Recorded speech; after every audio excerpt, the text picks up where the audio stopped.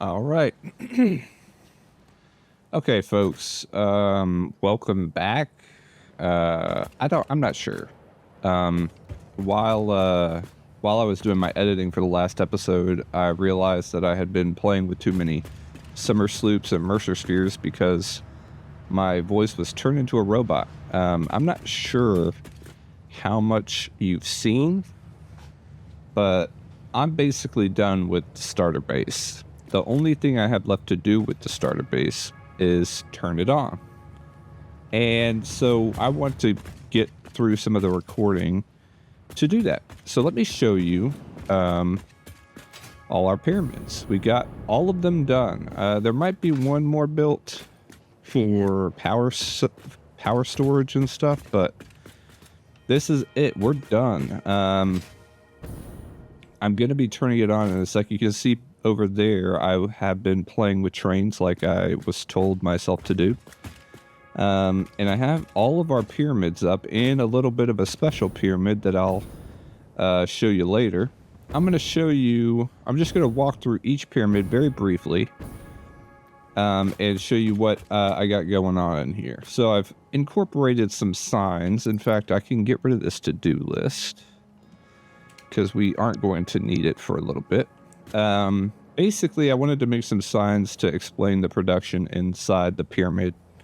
So obviously, we can see that we got 1,080 iron ore coming in to 15 smelters that use, at 201 megawatts, turning them into 1,080 iron ingots. And they go out in 8 lines to these parts. We got iron plates, iron rods, screws, and steel ingots. And this is the only, I don't like this setup, but you'll see I have made some adjustments to how I do the signs. Yeah, we have done a lot, guys. It's been a bit of a cut.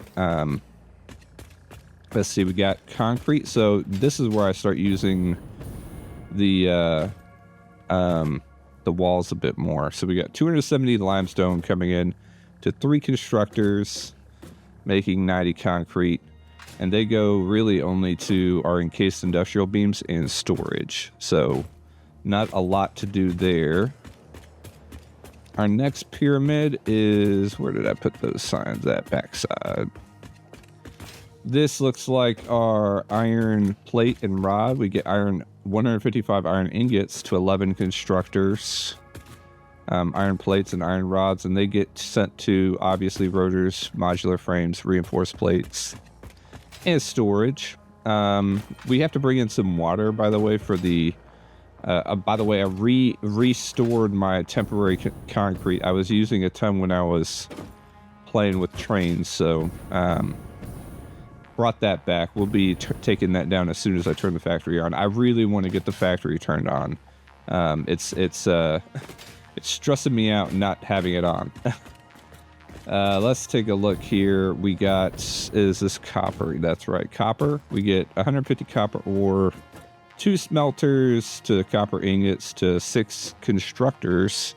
So here we actually smelt and construct in the same building.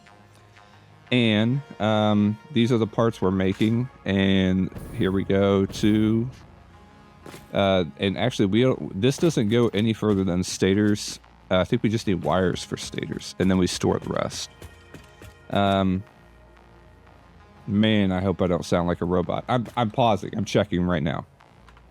All right, I don't think I'm a robot yet. I don't know what it was, and I didn't change anything, which is stressing me out a little bit. Where do I put my signs at? So here we got iron ingots. This is where we make screws. We got 9 constructors here, making 1,120 screws. Obviously, they go to these parts and to storage.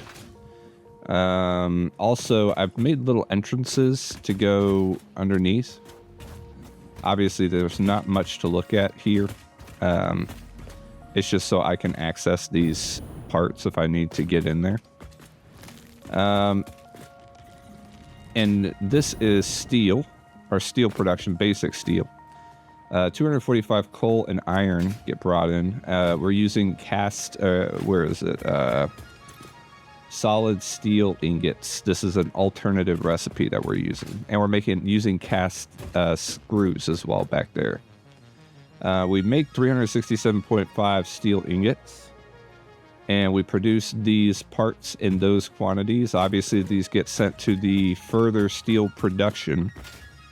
Let's move around. Obviously, I built the space elevator again. In fact, if you look over here, little spoiler, we have all the parts. Like I said, we've been working a lot, and I haven't had a lot of time to record, so I've been building and polishing up things, and I'm just really antsy now to get this production started. So here is our assembly area.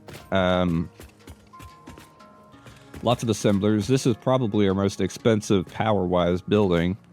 And as far as like the getting all these parts in and out, man, it's a hassle. We're producing, and you might not see all the assemblers here. We got some on the second floor as well. So, yeah. I really liked how these pyramids turned out too. I found just like little ways to sort of make them different. Like here, I cut out that little space. So we got these neat, interesting areas that make them look a little bit different. This one, we have a lot coming in. This is our steel production, steel assembly. And so many that I couldn't fit the signs that you can have pictures on. So obviously you can see the parts there. And again, we got some assemblers. This is just one floor of assemblers. And the last pyramid is the heavy modular frame pyramid. This one I'm a little iffy on. This is not the heavy modular. We'll look at that one in just a second. This is the heavy modular frame. It's really cramped in here, and honestly, I don't like it. But I'm trying to push myself to see. I like this shot of it, like this. That's it. It's really cramped in here, and I'm trying to get used to it because I like to have a little bit more space when I make this stuff. And so I'm trying to push myself a little bit into something a little different. And this is extremely cramped. So cramped, in fact, like you can't see the back part of this. I had to make this pyramid a little taller so we wouldn't get the light clipping through it. It looks, still looks cool, the pyramid does. And then our last pyramid, and I just made this, so it's not totally polished, but you can see we got our doggos. I mentioned in an earlier episode that if you want, I can name a doggo after you. And one thing I'm doing is, like I said, I haven't polished this up yet. One thing I'm doing is I'm going to take whatever I get from the doggo, and I'm going to store it in a crate here, and we're going to get like a sort of a scorecard for who's the best doggo. So we got room for plenty of doggos. This is where I'll dump all my inventory to then go and go through all the doggos. Some of the doggos have pretty nice views. This is the biggest and nicest doggo cell. Whoever gets the most slugs is getting this cell right here. I say cell. I'm gonna call it a office desk space. But yeah, we have done a ton of work. There's one other pyramid I'm thinking about making, like right here. As you can see, I haven't finished that little section. I might put like a small like power management / battery storage pyramid there. That's definitely one thing I want to do. And oh yeah, I'll show you some of the changes I made on the inside. Pretty happy with the changes. I've ceased the clipping. Oh, by the way, you got to check out the bottom. Look under here. This is a huge mess, this whole area. Look at this. This is ridiculous. Yeah. I got pipes. I got conveyor belts running all over the place. Like, it gets crazy. I straighten out my cables. I have a system now where I have these main cable lines. The outside of this cable line is all for my production, and the inside is all for miners. So, Yeah, that way I can turn the miners off and on if I want, which is something I kind of want to be able to do. But yeah, this is insanely, it's messy down there. That's why we put it down there. It's messy. Here you can see I've worked on a blueprint for a railway, a rail line. I can't wait. I'm actually going to unlock Mark II conveyor belts today with you. Yeah, so we've changed a little bit here. I was doing some work on trains, and that lends itself to me having a ton of biomass. And I've started summer slooping these things, so we get these huge influxes of biomass, and I'm to the point that I'm running out of empty canisters, which is another reason I want to like, we're full. Look at this. Full. In fact, we can't process anymore because we're backed up. I actually had to make backup fills, so like I don't want to. Here's the thing: I don't want to sink biomass, being that it's a limited resource. And liquid biomass is great for my jetpack. So, but I shifted it over here. That way we have more space over here, and we're not clipping. I still haven't made any adjustments here, but I'm almost definitely gonna change this. I need to put some buffer containers. This black powder needs to like recycle, or is it already doing that? Yeah, it is. But this in particular, we need to put a little bit of a container here so that we can fill up. Yeah. Like I said, we've done our trains. We got some trains. In fact, I have train lines. A train line. This train line goes all the way up here, and then all the way over. You can see I've explored a little bit up here because this is going to be our next destination. But I've made the train line go up here, and it's going down here, and then down here to the Green Plains. Over here, nothing much has changed. I mean, I've summer slooped all this stuff. I'm thinking about changing the DNA capsule to instead making the protein just turn into biomass, but I don't think I'm going to need to do that. Not sure though.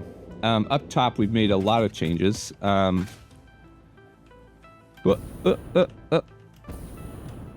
can do this. Okay. Yeah, so this is obviously, it's official now, headquarters for the Pioneer Orientation and Optimization Program. And then I'm going to add like little stats, like for example, that 10 pyramids is out of date because I just added the Dago pyramid. And I want to put little stats for the factory. This is an interesting one, and this is what I have scheduled on my spreadsheet. Speaking of spreadsheets, the next episode is going to be me going through my spreadsheet process with y'all. But this is what I was thinking everything would cost, but we've also done some things like we're spending 320 megawatts on lights. You can see 186 power shards used. I think it's really interesting if you look at the top left that plus the only excess power due to overclocking is 290 megawatts. So yeah, I'm gonna figure out some other stats and add them there. Here we got a building count of 156. This includes containers and miners and such. Doesn't include things like splitters though. We use 51 containers, most of them being in this building. Let's see. Only 2 alternate recipes used in this factory. Overclocking actually saves us 82 buildings, which I think is huge. We process 1,745 ore, and then we produce 3,734 parts. Now, obviously, we use some of those parts in production of other parts in the factory, but we produce a total of that many parts. I think these are interesting numbers for the factories.